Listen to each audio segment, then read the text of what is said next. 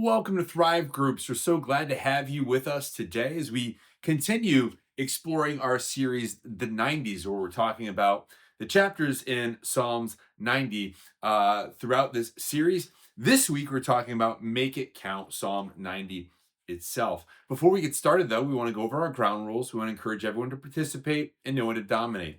Share your stories, let other people share theirs, and then also that we start on time, we end on time and that we stay respectful of the location that we're in. Well, we're going to jump right in with our opening question. What advice would you give to your younger self? If you could give yourself any advice to your younger self, what would it be?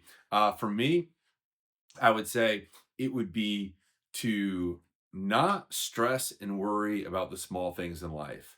Also, to spend time in the outdoors, just breathing and enjoying God's creation. And then also maybe to buy Tesla stock when it first came out. But those are some of the things, mainly the not stressing the small things in life and spending time alone with God in the woods. What about you? What is some advice that you would give to your younger self if you had the opportunity to do so?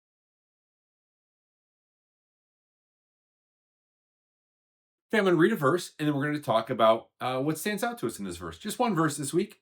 Psalm 90, verse 12. So teach us to number our days that we may get a heart for wisdom. Simple verse, but tell me what stands out to you as you hear this verse.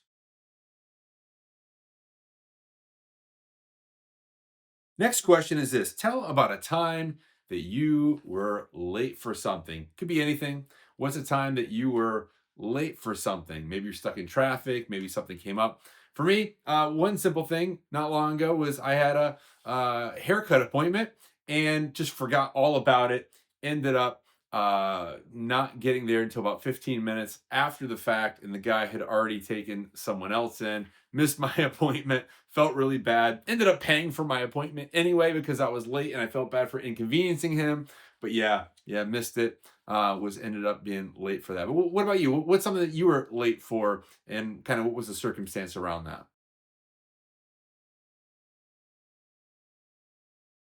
Next question is, what is something that helped you to see that life is short?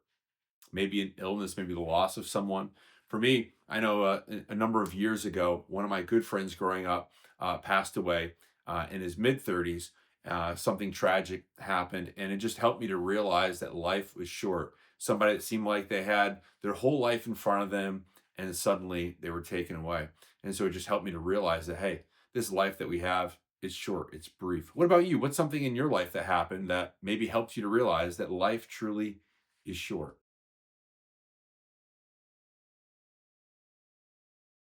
Next question, and this is because life is short. What is something practical that you can do this week to make a difference for God? Maybe living generously, maybe serving. What is something that you can practically do this week to make a difference for the kingdom of God?